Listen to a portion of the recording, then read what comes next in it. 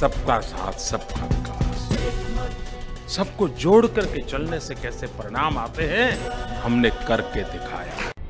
पिछले 10 सालों में देश को मिली भयंकर भ्रष्टाचार की भेंट।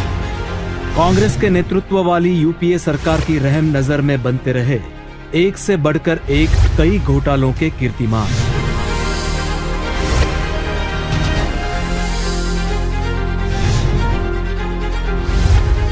देश के युवाओं को मिली बेरोजगारी और आतंकवादियों को मिला खुला मैदान। महंगाई गरीब और मध्यम वर्ग के पेट पर लात मारती रही, लेकिन यूपीए सरकार के पेट का पानी न हिला।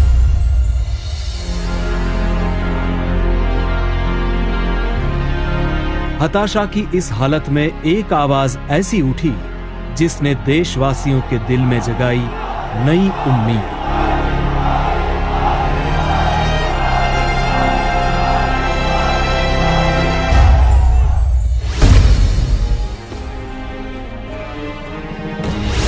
विचार दृष्टि, सामर्थ्य, विकास, नेतृत्व, विश्वास, मनोबल, लोकप्रियता, अनेक गुण, एक नेता, नरेंद्र मोदी।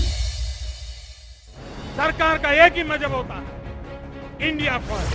सरकार का एक ही धर्म ग्रंथ होता है और वो धर्म ग्रंथ है भारत का संविधान। सरकार की एक ही भक्ति होती है, भारत भक्ति। सरकार की एक ही शक्ति होती है, कोटि कोटि जनशक्ति। सरकार की पूजा होती है 125 करोड़ देशवासियों की भलाई, और सरकार की कार्यशैली होती है सबका साथ सबका विकास। पूरी दुनिया की नजर 2014 में आने वाले लोकसभा चुनाव के ऊपर है, लेकिन नरेंद्र मोदी की नजरों में है देश को बदलने का सपना। देश को बड़े सपने चाहिए, देश को बड़े अरमान चाहिए। 125 करोड़ का देश है, 65% जनसंख्या, 35 से कम आयु की है। देश के नौजवानों को रोजगार चाहिए। हम सपना देखें कि जब देश अमृत महोत्सव बनाएगा तभी देश की 75 से ऊपर की आयु का कोई इंसान परेशान नहीं होगा। देश जब 75 साल मनाएगा तब गरीब के घर में दोनों टाइम चूल्हा जलता होगा। देश जब 75 साल मनाएगा तब गरीब को रहने के लिए घर मिलेगा। देश जब 75 साल मनाएगा तब मेरे आदिवासियों को गर्व के साथ जीने का, शिक्षा का अवसर मिलेगा। देश जब 75 साल का होगा तब हिंदुस्तान के किसान को, गांव को, गरीब को, दलित को, पीड़ित को, शोषित को, वंचित को उसके हक के लिए लड़ना नहीं पड़ेगा। हर हक दरवाजा आकर का दस्तक देता होगा। जैसा देश बनाना है। 2014 के लोकसभा चुनाव के लिए भारतीय जनता पार्टी ने प्रधानमंत्री पद के उम्मीदवार की घोषणा की, नरेंद्र मोदी। घोषणा होते ही यूपीए सरकार के शासन से त्रस्त देश की जनता में नई उम्मीद पैदा हुई। भाजपा ने देश के विविध प्रदेशों में नमो की सभाओं का आयोजन किया।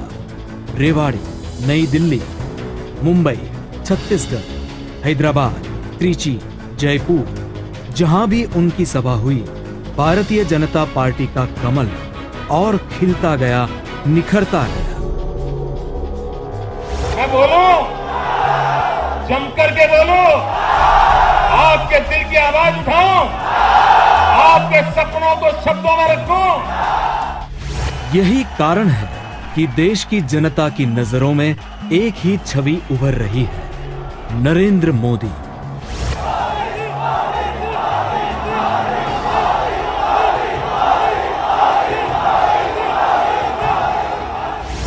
नरेंद्र मोदी जहां भी गए देश की समस्याओं के बारे में जमकर बोले। जनता का आक्रोश और दर्द उनकी आवाज में छलक रहा था। देश की सामान्य जनता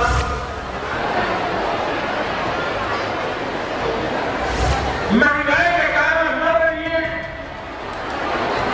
गरीब के घर में शाम को चूल्हा जल रहा है, बच्चे फिक्र से सो रहे हैं,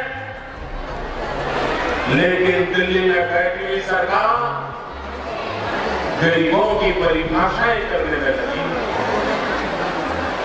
जिस प्लानिंग कमीशन के अध्यक्ष भारत के प्रधानमंत्री हैं, वो प्लानिंग कमीशन कहता है कि शहर में गरीब को जीने के लिए 32 रुपया काफी है और गांव में गरीब को जीने के लिए 27 रुपया काफी है। मेरे आदिवासी, मेरा दलित, मेरे शोषित, पीड़ित, वंचित भाई बहन, उनको ये भी मालूम नहीं है कि मां घर में बच्चों को 2 टाइम कितनी कठिनाई से खाना खिलाती है।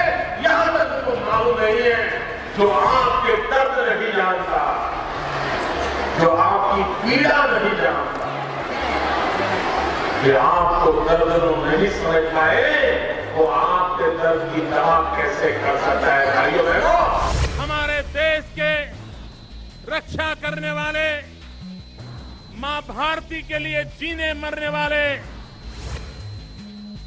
हमारे देश के उन रणबांकुरों को पाकिस्तान की सेना ने आकर के उनको खून दिया, उनको मौत के घाट उतार दिया। दिल्ली की सल्तनत को हिंदुस्तान पूछ रहा है, जब हमारे देश के जवानों के सर काट लिए गए थे, तब आपने वादा किया था कि आप ऐसी चीजों को सहन नहीं करेंगे। क्या कारण हुआ कि पाकिस्तान एक के बाद एक जुल्म करता चला जा रहा है और 125 करोड़ का देश चुपचाप सारी चीजें झेल रहा है। भ्रष्टाचार देश को दीमक की तरह खाए जा रहा है।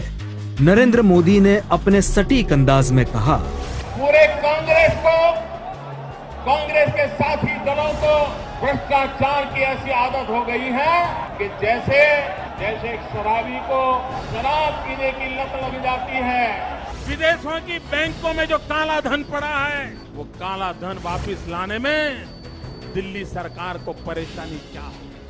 पूरे देश के सभी प्रदेश में एक ही नारा गूंज रहा है, और क्यों न हो, समस्याओं की जड़ तक पहुंचकर समाधान करने में उनकी महारत का कोई जवाब नहीं। समय की मांग है कि पूरे विश्व में आतंकवाद के खिलाफ, माओवाद के खिलाफ, हिंसा के खिलाफ एक जनमत तैयार होना चाहिए। अगर भारत के पास सामर्थ्यवान नेतृत्व अगर होता है, तो विश्व के अंदर आतंकवाद के खिलाफ, माओवाद के खिलाफ, हिंसा के खिलाफ जनमत इकट्ठा करना मुश्किल काम नहीं। देश को आज सबसे ज्यादा जरूरत है सुशासन की। देश को सुशासन की राह पर कैसे ले जाया जा सकता है, वो बताया नरेंद्र मोदी ने। देश को सुराज कहीं नजर नहीं आ रहा है। आज चारों तरफ गुड गवर्नेंस की मांग उठी है। सभी समस्याओं का समाधान करना है, तो उसका राजमार्ग है गुड गवर्नेंस, सुशासन, सुराज्य। एक ऐसा राज्य मार्ग है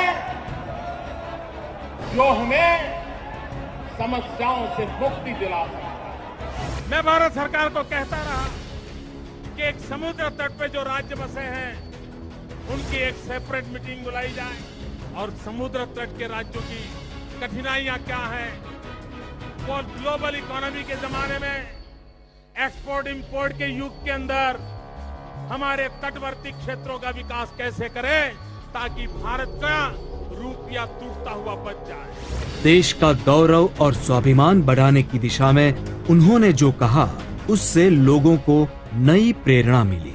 हमारी खादी में वो ताकत है। मित्रों, खादी से गरीब को रोजी मिलती है, लेकिन हमने खादी को राजनेताओं के घर तक, चुनाव तक सीमित कर दिया। बातें इसलिए कह रहा हूं, मुझे इन चीजों का पूरी समझ है कि हम खादी को अगर ग्लोबल मार्केट बना देते, कितने गरीबों के घर में चूल्हा जलता और जो होलिस्टिक लाइफस्टाइल को पसंद करने वाले लोग हैं वो दुनिया में गर्व से कहते हैं कि मेरे पास ये खादी है जिसमें मशीन का उपयोग नहीं हुआ है, जिसमें केमिकल्स का उपयोग नहीं हुआ है, और वो 10 रुपये की जगह पे $10 लेने के लिए तैयार हो जाए। नरेंद्र मोदी ने देश की युवा शक्ति को सराहा और उन्हें भारत के भाग्य विधाता बनने के लिए आह्वान किया। हिंदुस्तान के नौजवान को अब जातिवाद का जहर कोई पिला नहीं सकता। हिंदुस्तान के नौजवान को कौमवाद का जहर कोई पिला नहीं सकता है। इस देश का जवान अब एक ही भाषा समझता है, एक ही मंत्र का जाप करता है, एक ही सपने की आरोपना करता है।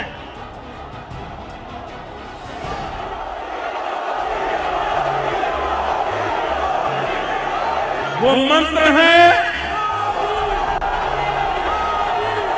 वो सपना है, विकास, विकास और विकास।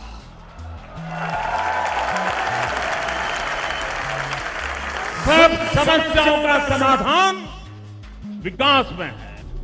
आर्थिक नीतियां ऐसी होनी चाहिए जो देश को विकास की ओर आगे बढ़ाए। देश की विविध समस्याओं को कैसे सुलझाया जा सकता है, उसके बारे में नरेंद्र मोदी के विचार स्पष्ट है। आतंकवाद मानवता का दुश्मन, हिंसा मानवता की कब्र खोदती है, और इसलिए मानवतावादी सभी शक्तियों का एकत्र आना विश्व शांति के लिए जरूरी है, गरीब देशों की भलाई के लिए जरूरी है, गरीब देशों के नौजवानों के भविष्य को सुरक्षित करने के लिए जरूरत है। पाकिस्तान के हुक्मरानों से मैं साफ साफ शब्दों में कहना चाहता हूं, बांग्लादेश हो, हिंदुस्तान हो या पाकिस्तान हो, हमें अगर लड़ाई लड़नी है तो लड़ाई गरीबी के खिलाफ लड़नी चाहिए, तो लड़ाई अशिक्षा के खिलाफ लड़नी चाहिए, अंधश्रद्धा के खिलाफ लड़नी चाहिए। पाकिस्तान के हुक्मरान समझिए, 10 साल के लिए आप पाकिस्तान की धरती पर आतंकवादियों को पैर नहीं रखने देंगे, आतंकवादियों को रक्षा नहीं करेंगे, आतंकवादियों का ब्रीडिंग ग्राउंड नहीं बनने देंगे। 10 साल करके देखिए, मैं दावे से कहता हूं पिछले 60 साल में पाकिस्तान की जो प्रगति नहीं हुई है उससे अनेक गुना प्रगति पाकिस्तान की होगी। पाकिस्तान के नौजवानों का भला होगा, पाकिस्तान गरीबी से बाहर आए और सब मिलकर के गरीबी के खिलाफ लड़ाई लड़े, अशिक्षा के खिलाफ लड़ाई लड़े, अंधश्रद्धा के खिलाफ लड़ाई लड़े, और ये धरती महात्मा गांधी की भूमि से विश्व को शांति का संदेश देने का सामर्थ्य पैदा करे, ये मकसद लेकर के चलना है। भारतीय जनता पार्टी की राष्ट्रवादी विचारधारा और नरेंद्र मोदी के सामर्थ्य ने पूरे देश को एक सूत्र में बांध रखा है कि हिंदुस्तान को कांग्रेस मुक्त बनाने के लिए जो भी करना पड़े वो करना चाहिए। इरादे नेक होने चाहिए, संकल्प शक्ति चाहिए, अपने आप देश और दुनिया बदली जा सकती है, ये चाहिए। निर्णय आपको करना है कि हीरे की चमक जैसे हमारे देश को भी चमक आ जाए, हमारी सारी मुसीबतों का समाधान विकास में है। भारत मां की उत्तम सेवा करने का एक और अवसर भी जीवन में आता है, और वो अवसर होता है मताधिकार। और एक सामर्थ्य के साथ एक भव्य दिव्य हिंदुस्तान बनाने के लिए हम आगे बढ़े, आपके सपनों के लिए जिएंगे, आप उनके सपनों के लिए जूझेंगे, और जरूरत पड़ी तो आपके सपनों के लिए अपने आप को खपा देंगे, ये संकल्प लेकर के चलो। और ये तो इस यात्रा का प्रथम चरण है जो करेगी पूरे 125 करोड़ भारतीयों का विजय घोष।